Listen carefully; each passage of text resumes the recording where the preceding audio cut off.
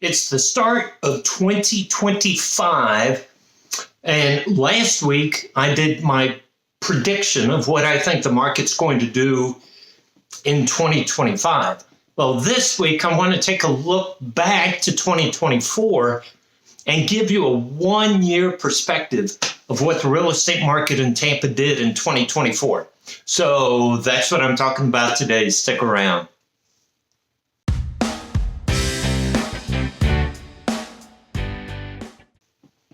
Hi, welcome back. My name's Joe Brown. I'm a realtor with Century 21, List with Beggins, located in South Tampa. Thank you so much for being here with me today. So I hope you watched the video from last week where I gave you my thoughts about what I think the real estate market will do in 2025. And if you didn't get a chance, I'll put a link to it at the end of this video. But I thought, so, this past year, every month I do a monthly update. And in July, I did a 6-month perspective. In October, I forget, I may have done a third quarter perspective. But I thought instead of just doing a November, December look, I take a look at the whole year. But because a lot has happened, right? So I'm going to put up a series of graphs, and you don't need to look at me. I'll put the graph so you can see the full image and just talk over the graphs. So the first graph I want to put up looks at the number of active listings. So this graph shows from January to December active listings. And you can see that during the year, we went up almost, it's roughly about 25%. And again, that may indicate sales are slowing down, buying is slowing down. I have other thoughts, and I'll get to that in a minute here. But active listings has gone up. Well, now let's take a look at new listings. Okay, and so here we're seeing new listings. And if you've been with me, you know that I have said the average historically is about 250 houses a month go on new sales. And you can see we're close to that. I really think we're under 250 just because of the December number. It looks like December fell off a cliff. But these are new listings to the property. Let's take a look at days to sell. Once a house goes on the market, what's the median? Now remember, median, it means it's right in the middle. There's some below and some above. But the median, so first of all, take a look at June and July. Those were very quick. Two things happened in June and July. So number one, those are buying months. So families that are waiting for school to get out, let's buy a home, let's move, get the kids into a new school. Those are typically the times to buy a house. Also in June and July, mortgage rates dropped to about 6.3, 6.4. So mortgage rates dropped. So it was more beneficial for buyers to buy during that month. But then take a look at towards the end of the year, October, November, December. Well, what happened? Well, we had 2 hurricanes, plus interest rates went back up. And I'm going to talk more about interest rates later. So people were, first of all, afraid to buy, and plus they could afford less home just because of the change in mortgage rates. So the days to sell increased later in the year. Take a look at sales. And here you can see sales goes all over the place, right? It's not steady up or steady down. You did see a decrease in the fall, which really is not atypical because if you think about June and July, people are looking for homes to get kids into school. Well, then once fall starts, some of those buyers have already moved. But not all. You still see we have sales in that time period. You do see the pickup in sales towards the end of the year. Again, those people thinking, let me buy the house so we can move into the new house to start the year because of homestead exemption. To be able to claim homestead exemption, you have to be in the house January 1st. So a lot of people want to take advantage of the homestead exemption and get into the house by January 1st. Take a look at the median sales price. So yes, some of these now, again, median sales price, this is always my warning and my caveat to you. I don't know if these are new homes. I don't know the size of the homes. I don't know the age of the homes. I don't know the location of the homes. I don't know the condition of the homes, right?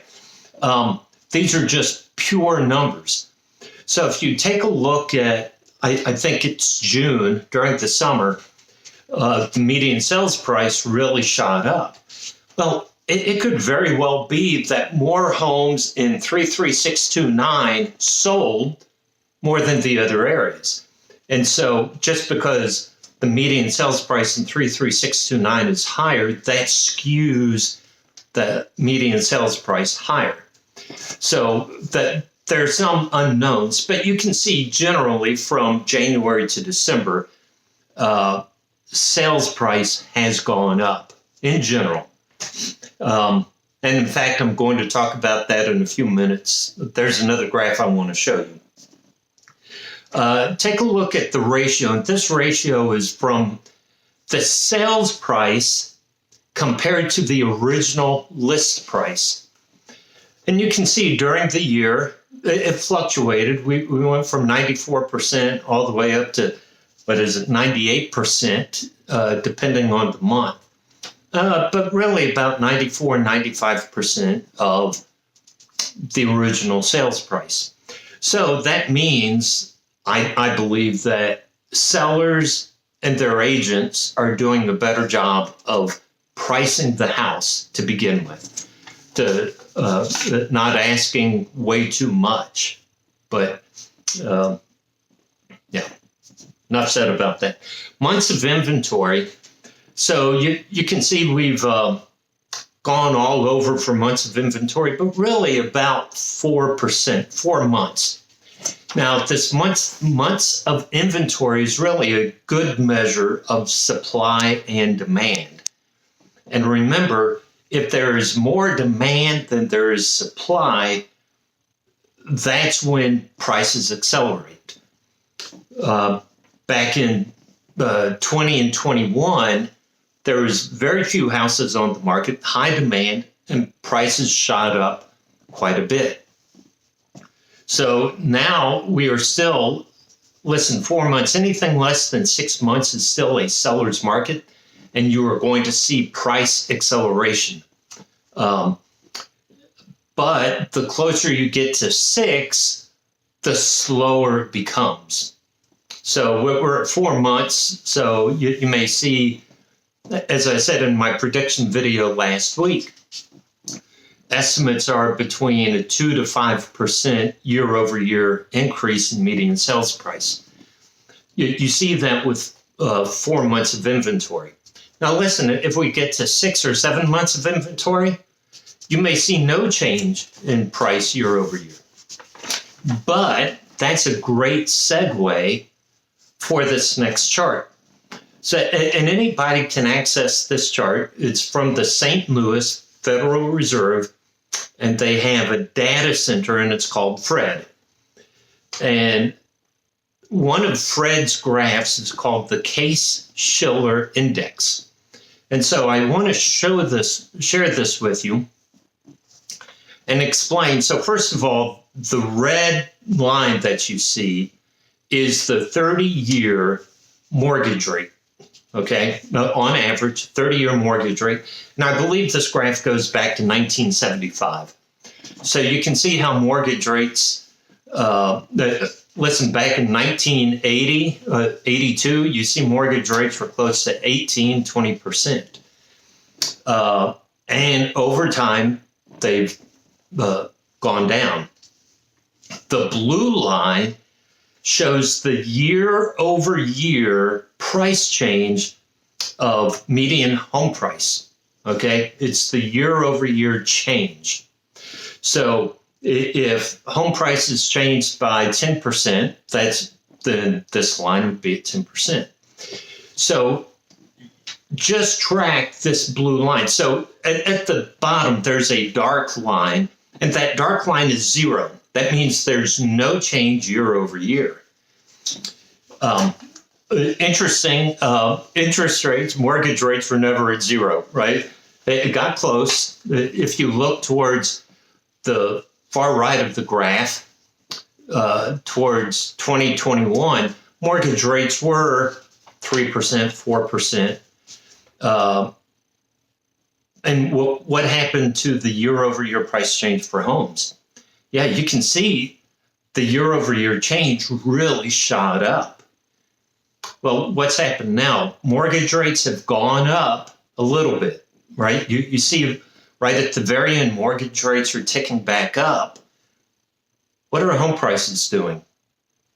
Yeah, you can see that blue line going down at the far right end. That doesn't mean that home prices are falling. It's just means the growth is slowing. If home prices were falling, it would be below that dark line.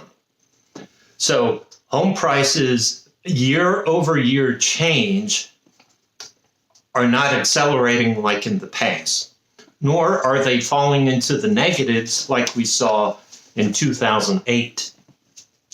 So this is something I'm going to keep track of. If I see a change, I'll absolutely share it with you. But anybody can go to Fred, the Federal Reserve data from St. Louis Fed, and pull up this graph. Home price year over year change. So listen, I hope this was informative for you. I've shared with you, I am a data geek. Some people say the word data is unnecessary, but I'm a data geek. But it's not about the numbers, right? The numbers talk about people. They talk about families. So when I see that home prices are accelerating, there's an impact on families and what they can afford. When I see that mortgage rates have gone up, it impacts families. When I see that months of inventory is rising, that's an effect that impacts families, whether they're buying or selling. So I look at numbers, but I also see what's behind the numbers. I can see the impact on families because of these numbers. Listen, I want to be your trusted advisor, so please reach out to me. Go to my website, joebrownc21.com. There's a contact me button. You can search for homes. You can read my blogs. There's a custom search. I did a video on this, and I'll put a link to this at the end of this video. If you're in a position to invest or to put money into an investment property, my brokerage has an exclusive program for the beach maker over at Madeira Beach. So be sure to check that out. Share it with people who you know may be interested in investing. Anyway, thank you for sharing this time with me. Thank you for sharing all the videos with me. And until next week, take care.